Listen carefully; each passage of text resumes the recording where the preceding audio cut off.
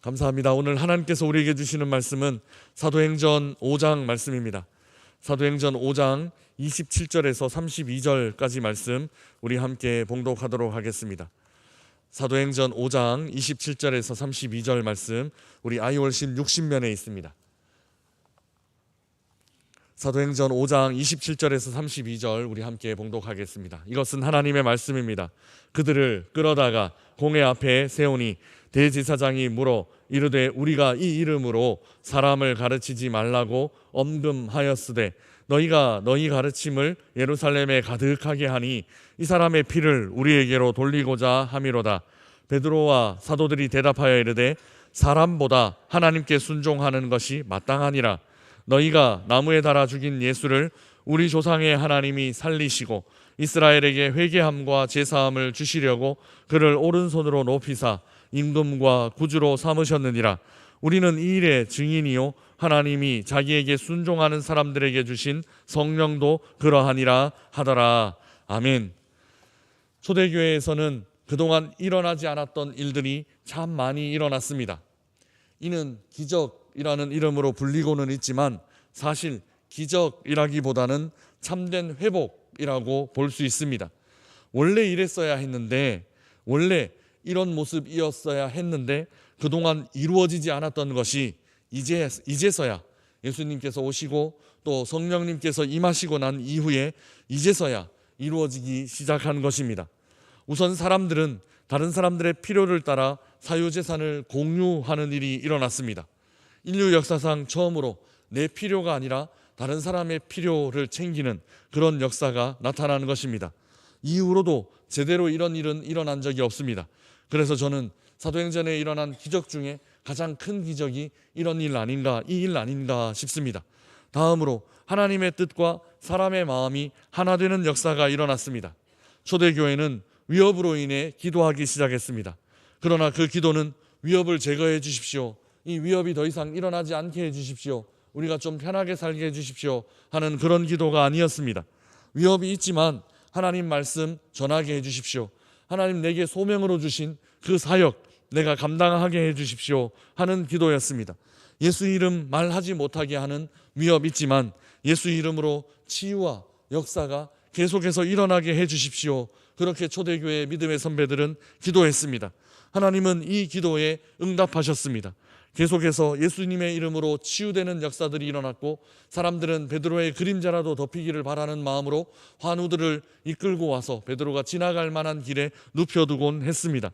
하나님의 말씀 계속 전하도록 어떤 일이 일어났는가 하면 감옥문이 열리는 일도 일어났습니다. 감옥문이 열렸다고 사도들은 도망칠 마음 없었습니다. 감옥을 나온 사람들은 어디를 갔느냐 하면 하나님께서 그들을 보내신 성전으로 갔습니다. 그러니까 자기를 잡아올 사람들이 쉽게 잡을 수 있는 곳으로 갔다라는 것입니다. 왜냐하면 그곳에서 하나님 말씀 전하기 위해서입니다. 하나님 말씀 전하기 위해서 그들은 도망치거나 숨지 않고 성전으로 오픈되어 있는 열려진 공간으로 가서 하나님의 말씀을 전했습니다. 초대교회에는 이런 기적이 일어났습니다. 교회를 위협하던 유대인 종교 지도자들이 다시 사도들을 잡아왔습니다.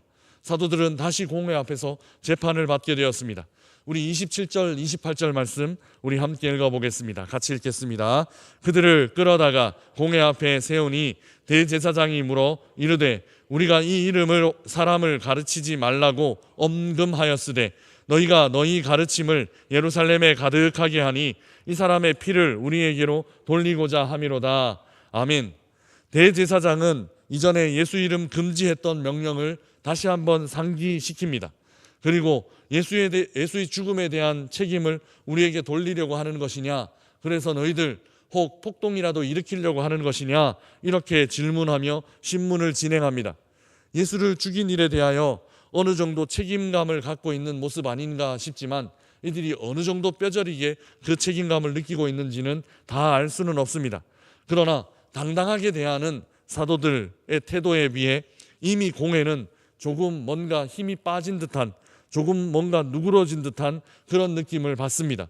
그도 그럴 것이 지난밤에 든든히 잠겨진 옥문을 통과하여 사도들이 기적과 같이 그 감옥 밖으로 나오는 이런 알 수 없는 설명할 수 없는 그런 일이 있었기 때문입니다.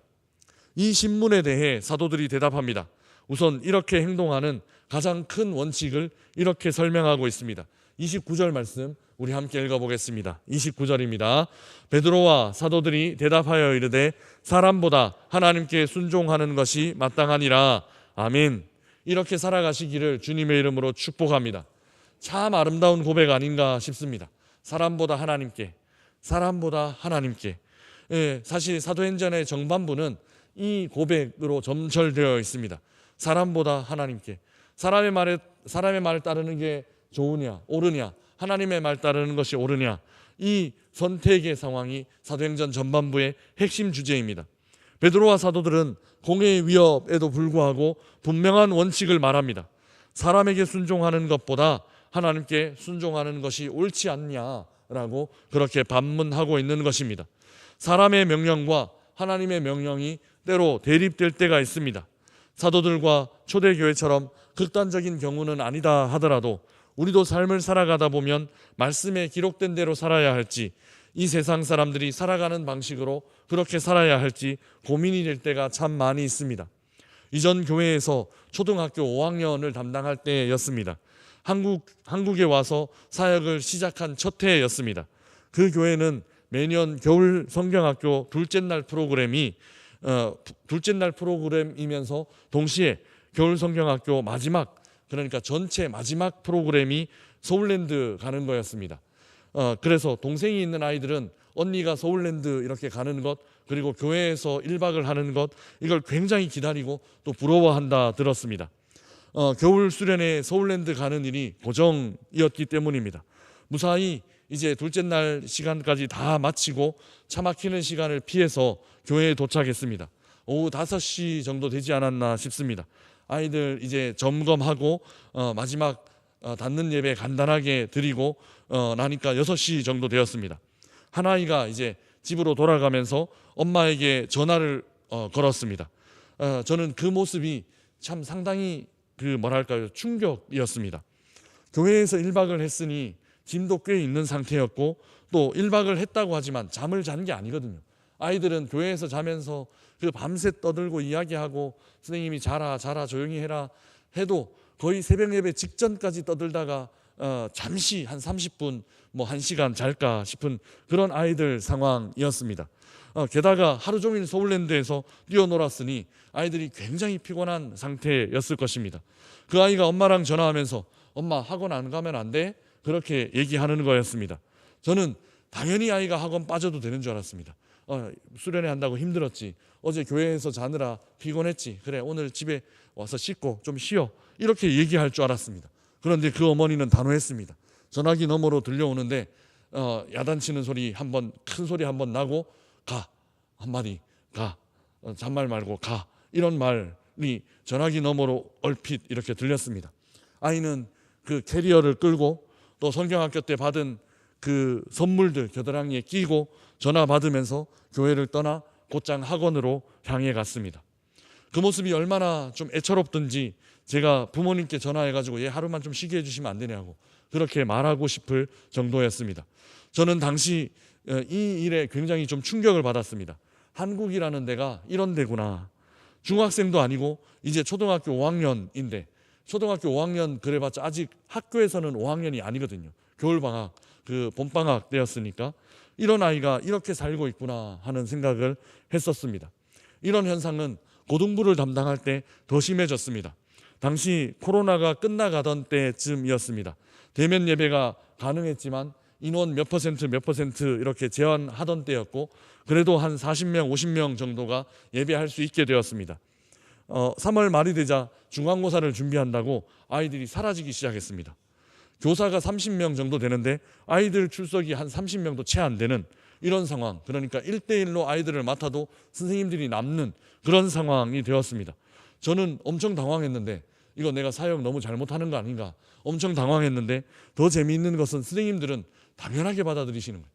선생님들은 당연하게 이때쯤 되면 이렇습니다 전사님, 이렇게 얘기하시는 거예요. 매년 1년에 한 4번 정도 중간고사, 기말고사, 1학기, 2학기는 항상 이렇게 시험 한 달 전부터 이런 일들이 발생한다라고 태연하게 반응하시는 거였습니다. 이게 당연한 일인가? 이게 이해해야 하는 일인가? 목회자로 참 고민이 많았습니다. 우리 교회는 그렇지 않아서 얼마나 감사한지 모르겠습니다. 지난 교회에 중등부를 담당하시는 전도사님이 저랑 같이 잠시 사역을 같이 했었는데 연초에 메시지가 왔습니다. 우리 교회 중등팀을 탐방하고 싶다고 메시지가 왔습니다. 어떻게 아이들이 주일 예배를 그렇게 그 어른들처럼 청년들처럼 그렇게 뜨겁게 예배를 드리냐 하면서 이번 우리 중등팀을 탐방 한번 오고 싶다 이런 이야기를 메시지로 보내왔습니다. 이번 수련회 우리 아이들의 이번 수련회 성경학교 때에도 우리 아이들이 이렇게 큰 은혜 받고 하나님 깊이 만날 수 있도록 우리 성도님들 더 간절히 기도해 주시기를 부탁드립니다. 실제로 우리는 이런 고민들을 참 많이 합니다. 교회 아니면 학원, 예배 아니면 어떤 모임, 이런 상황에서 베드로의 고백, 오늘 이 고백을 떠올려 보면 좋겠습니다. 사람보다 하나님께 순종하는 것이 마땅하니라. 우리는 어디에 순종하고 있고 어디에 더 마음을 두고 살아가고 있는지 우리의 마음을 이 아침 한번 돌아보고 점검하는 시간을 가지면 좋겠습니다. 머리로는 알고 있는데 실제로 삶으로 결단하기가 힘들고, 또 우리가 사회생활을 하다 보면 이래서 안 되고 저래서 안 되고 이런 핑계를 대고 있는 우리의 모습은 아닌지, 하나님께 드릴 것은 하나님께 분명히 구별하여 드릴 수 있는 우리 온 성도님들이 되었으면 좋겠습니다. 사랑하는 명선의 가족 여러분, 사람보다 하나님께 순종하는 삶을 사십시다. 30절 31절에 그 따르지 말아야 할 사람과 순종해야 할 하나님께서 하신 일이 어떤 일인지가 나타납니다. 우리가 사람들 따라가면 이런 일에 동참할 수 있습니다. 그런데 하나님을 따라가면 이런 일에 동참하게 된다라는 것입니다. 우리 30절 31절 말씀 함께 읽어보겠습니다. 같이 읽겠습니다. 너희가 나무에 달아 죽인 예수를 우리 조상의 하나님이 살리시고 이스라엘에게 회개함과 제사함을 주시려고 그를 오른손으로 높이사 임금과 구주로 삼으셨느니라. 아멘. 다시 한번 이스라엘 사람들이 한 일과 하나님께서 한 일이 서로 대비되어 나타납니다. 너희는 예수를 나무에 달아 죽였지만 하나님께서 그 예수를 살리셨다. 베드로는 이렇게 고백하고 있습니다. 이 일은 이렇게 해석될 수 있습니다. 사람이 만든 죽음, 그러니까 어떻게 보면 사람이 만든 불이익, 사람이 만든 손해를 하나님께서 완전히 회복하시고 더 훨씬 더 좋은 것으로 만회하실 수 있다라는 것입니다. 사람은 죽였지만 하나님은 살리셨습니다. 사람은 죽였지만 하나님은 살리실 뿐만 아니라 그 살리신 예수가 다스리시는 통치자가 되고 그 살리시는 예수가 구세주가 되도록 그렇게 완전히 만회하시고 완전히 회복시키시는 분이시다라는 것입니다.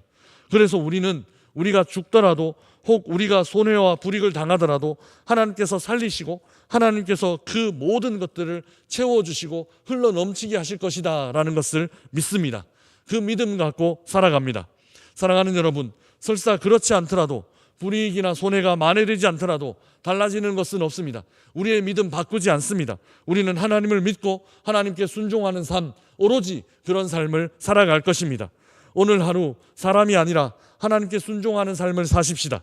하나님께 순종함으로 하나님의 역사를 경험하는 우리 모든 명선의 가족들 되시기를 주님의 이름으로 축복합니다. 우리 주신 말씀